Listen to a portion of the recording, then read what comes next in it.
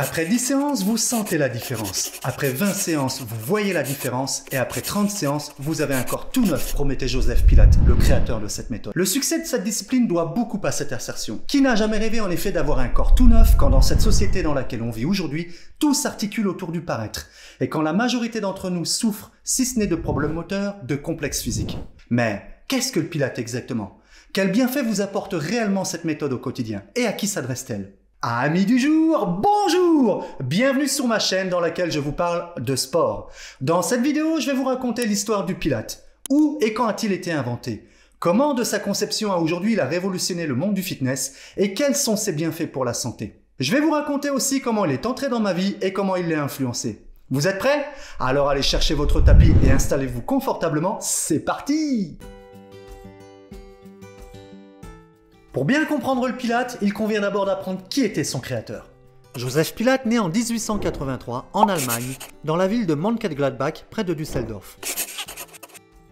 Son père était un ancien gymnaste d'origine grecque et sa mère une naturopathe qui croyait en la possibilité pour le corps de s'auto-guérir sans médicaments ni chirurgie. La philosophie de la mère et les réalisations physiques du père ont une influence majeure sur les idées de Pilates en matière d'exercice thérapeutique. Enfant, Pilates souffrait de rachitisme, d'asthme ou encore de rhumatisme articulaire aigu. Très tôt, il décide de consacrer sa vie à améliorer sa santé et à augmenter sa force. Il se concentre ainsi sur des exercices de respiration pour soulager son asthme et fait de l'exercice à l'extérieur pour guérir son rachitisme, qui est en effet une maladie causée par une carence en vitamine D. À l'âge de 14 ans, il s'est considérablement renforcé et pose pour des fiches anatomiques. Il apprécie les activités de plein air comme le ski, étudie la musculation, le yoga, les arts martiaux ou encore la gymnastique.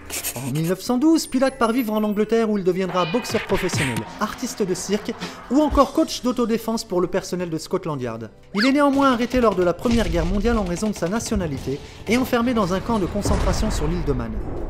Les conditions de vie sont très rudes, mais Pilates insiste pour que tout le monde dans son baraquement participe au programme d'exercice quotidien qu'il a inventé pour aider à maintenir le bien-être physique et moral. Certains de ses condisciples étant trop faibles pour se lever de leur lit, il a alors une idée de génie qui deviendra sa marque de fabrique. Utiliser les ressorts de leur lit qu'il attache à la tête et au pied du cadre en fer pour leur permettre de travailler grâce à leur résistance. Ces lits mécanisés seront ainsi les précurseurs des appareils que l'on connaît aujourd'hui sous le nom de Cadillac ou encore de réformeurs.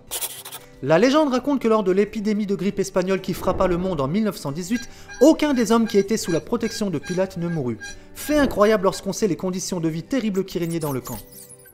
Après la guerre, Pilates retourne en Allemagne où il va collaborer avec des spécialistes de la danse et de la culture physique comme Rudolf Laban, puis à Hambourg va entraîner les forces de police locales. Il sera également sollicité pour entraîner les chemises brunes, futur parti nazi, mais préférera quitter son pays, déçu par les conditions politiques et sociales qui s'y dégradent, et immigrera aux États-Unis. Lors de son voyage, il rencontre sa future femme, une jeune infirmière prénommée Clara. Le couple s'installe à New York où il crée un studio sur la 8e avenue et enseigne sa méthode jusque dans la fin des années 60. Appelée originellement contrologie, elle concentre son attention sur les muscles posturaux de base qui aident au maintien de l'équilibre du corps et au soutien de la colonne vertébrale. Les exercices de Pilates enseignent plus particulièrement la conscience de la respiration et l'alignement de la colonne vertébrale en renforçant les muscles profonds du tronc et des abdominaux. Pilates a au fait de remarquer en effet que le mode de vie moderne, une mauvaise posture et une respiration insuffisante créent des problèmes de santé. Le studio de Pilates étant proche de plusieurs studios de danse permet à des membres éminents de cette discipline tels Georges Ballantyne ou encore Marcia Graham de découvrir sa méthode qui emprunte de nombreuses références au ballet classique. Rapidement, des danseurs, des acteurs mais aussi des célébrités de New York ne jurent plus que par le Pilates pour développer leur force, leur grâce ou encore à des fins de rééducation.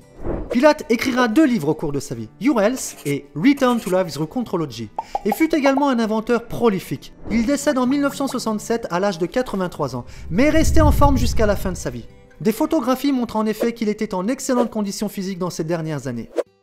Pilates avait une personnalité flamboyante, il fumait le cigare, aimait faire la fête et portait des sous-vêtements de sport partout, même dans les rues de New York. C'était un instructeur intimidant mais profondément engagé. Bien qu'avec Clara il n'ait pas eu d'enfant, son héritage et ses techniques ont été préservés et développés par le biais de ses disciples qui ont commencé au départ comme simples apprentis et se font appeler maintenant les anciens. Jusqu'à ce que la science ne le rattrape dans les années 80, le Pilates n'était principalement utilisé que par les danseurs et les athlètes professionnels. Aujourd'hui, il est renommé partout dans le monde pour ses bienfaits pour la santé et sa discipline mentale, largement reconnue comme étant d'une grande aide pour le bien-être de tous, indépendamment de votre forme, taille, sexe ou âge.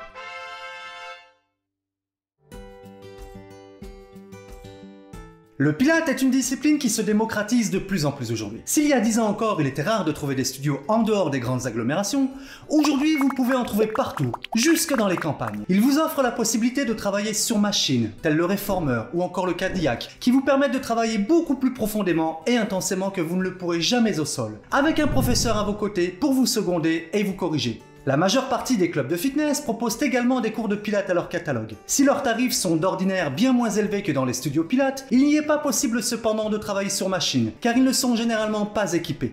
Aussi ne vous proposent-ils que des cours collectifs. De nombreuses associations sportives, notamment dans les villages les plus reculés, proposent entre autres activités également des cours de pilates à leurs adhérents. L'avantage de ces structures est que leurs prix sont généralement beaucoup moins élevés que dans les clubs de fitness ou dans les studios pilates, car ils ne sont pas soumis aux mêmes charges. Vous pouvez enfin trouver aisément des cours de pilates en ligne ou sur des applications sportives, qui ont l'avantage de pouvoir vous permettre de vous entraîner où et quand vous le souhaitez. Que ce soit ainsi en studio, dans un club de fitness, dans une association sportive ou encore sur internet, le Pilates est partout aujourd'hui et il est aisé de trouver un cours en quelques clics sur internet. À chacun de trouver l'offre qui lui correspond le mieux au regard de ses préférences et de son budget. J'aurais tendance néanmoins à préconiser aux débutants souhaitant s'initier à cette méthode, comme à tout autre d'ailleurs, de toujours commencer avec un professeur, afin qu'il puisse corriger vos postures et vous aider à bien comprendre l'exercice et comment bien le réaliser. Le Pilates est une méthode de renforcement musculaire qui se concentre sur les muscles profonds du corps humain, lesquels sont situés entre les côtes basses et le bassin et tout autour de la colonne vertébrale. Elle a pour but l'amélioration de la posture, l'équilibrage musculaire et l'assouplissement articulaire. L'objectif final étant d'entretenir, d'améliorer ou de restaurer les fonctions physiques. C'est une discipline qui permet de prendre conscience de son corps, de sa force et de ses limites. Elle s'articule autour de 6 principes fondamentaux que sont la respiration. La respiration est la première action de la vie et la dernière. Notre vie même en dépend, disait Joseph Pilates. La respiration en pilates est latérale thoracique. Les côtes s'écartent, se soulèvent, ce qui permet de mieux utiliser ses poumons et de connecter ses abdominaux à son diaphragme ainsi qu'à son périnée. En un mot, son centre. Retenez ce mot car il est très important. La concentration. Joseph Pilates était en recherche constante de l'équilibre entre le corps et l'esprit, persuadé que l'un n'a pas plus d'importance que l'autre. Il décrit ainsi l'importance de la concentration. Concentrez-vous sur la justesse de vos mouvements à chaque fois que vous les pratiquez, sous peine de mal les faire et de perdre tous les bienfaits vitaux qu'ils peuvent vous apporter. Bien exécutés et maîtrisés au point de devenir des réactions inconscientes, ces exercices se reflèteront dans la grâce et l'équilibre de vos activités quotidiennes. Cette concentration permet de porter toute son attention à ce que l'on fait avec son corps, d'avoir un contrôle mental complet sur ce dernier. Le centrage. Tous les mouvements doivent partir du centre énergétique du corps, c'est-à-dire de la zone abdominale située entre le périnée et les côtes basses, incluant les muscles du bas du dos. Lorsque le centre est engagé, le dos est soutenu, la posture alignée, et l'énergie qui permet le mouvement peut en partir plus facilement et circuler librement dans le corps. Le contrôle. Idéalement, nos muscles devraient obéir à notre volonté. Notre volonté ne devrait pas être dominée par des réflexes musculaires. Joseph Pilates signifiait par là qu'il faut contrôler chaque mouvement en y associant la respiration et l'esprit. Être pleinement conscient de son corps pour en contrôler chaque posture, chaque geste, et pour le ressentir profondément. La fluidité.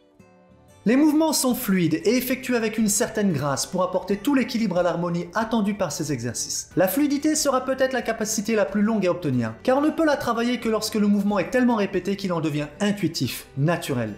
Et enfin, la précision. Il faut rechercher la qualité d'exécution du mouvement et non la quantité. Les gestes effectués doivent être étudiés de façon minutieuse pour que ceci ait une réelle influence sur votre musculature. C'est cette précision qui vous permettra de sentir qu'un groupe musculaire est bien connecté à votre centre et autoriser ainsi plus d'amplitude et de répétition. La première fois que j'ai entendu parler de Pilates, je suivais une formation professionnelle afin d'obtenir mon premier BPJEPS. Lors de votre formation, en effet, on vous demande de mettre au point un projet pour le club dans lequel vous faites votre stage. Je ne savais pas du tout quoi faire. C'est alors que j'ai entendu un camarade émettre l'idée de proposer un cours de Pilates dans le sien. J'ai aussitôt demandé à ma voisine de table, que par ailleurs je voulais pécho, spoiler alert, j'ai pas réussi, ce que c'était. Elle m'a expliqué en gros. J'ai bien aimé le concept, je lui ai donc piqué l'idée. Dans mon club, ils ont adhéré direct. Tu m'étonnes, ça leur permettait d'ajouter un nouveau concept à leur catalogue. Et gratos en plus. Et oui, car comme j'étais encore stagiaire à ce moment-là, pas besoin de me payer. Je me suis beaucoup entraîné pour mon premier cours et j'ai regardé énormément de tutos sur internet. Résultat, ça a été un carton plein. La salle était pleine à craquer, à tel point qu'on a décidé dès la semaine suivante de mettre ce cours au planning de manière récurrente. C'est ainsi qu'a commencé pour moi cette aventure. Au départ, quand j'ai démarré l'activité de coach, ce qui me permettait de vivre, c'était la Zumba. C'était encore la grande mode à l'époque et j'adorais ça. Tu m'étonnes voir des meufs remuer leur popotin devant toi. C'est plutôt sympa, non? J'avoue, mais ce n'est pas le sujet de cette vidéo. Plus le temps passait néanmoins, et plus je m'orientais vers cette discipline. Plus je la découvrais, et plus j'avais envie d'en apprendre. C'est une discipline complète, qui n'est pas seulement destinée aux femmes ou aux vieux, comme j'ai souvent pu l'entendre. Au contraire, elle est même tout à fait indiquée aux plus jeunes et aux sportifs confirmés. Très vite, j'ai compris que les tutos sur YouTube, c'est bien sympa, mais c'est pas suffisant. J'ai alors suivi une formation professionnelle, and here I am. Voilà, vous en savez maintenant un petit peu plus sur cette discipline. Mais peut-être vous posez-vous encore quelques questions à ce sujet. Aussi, si c'est le cas, n'hésitez pas à me les poser dans l'espace commentaire. J'y répondrai volontiers. Peut-être aussi aimeriez-vous partager votre propre expérience dans ce domaine. Témoignez de la manière dont le pilates a changé votre vie, ce qu'il vous a apporté. Encore une fois, si c'est le cas, n'hésitez pas à laisser un commentaire dans l'espace dédié pour toutes les personnes que cela pourrait aider à sauter le pas. Sachez enfin que j'envisage de proposer un cours de pilates sur cette chaîne à destination des débutants. Faites-moi savoir si cela vous intéresserait. Je vous remercie et vous dis à bientôt pour une nouvelle vidéo et en attendant, n'oubliez pas, prenez bien soin de vous.